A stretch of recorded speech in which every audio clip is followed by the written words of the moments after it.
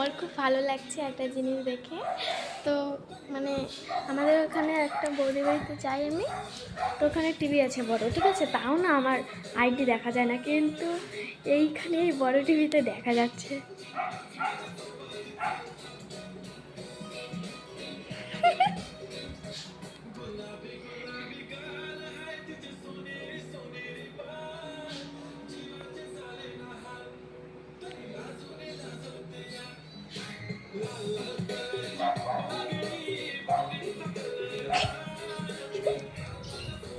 Thank you, thank you.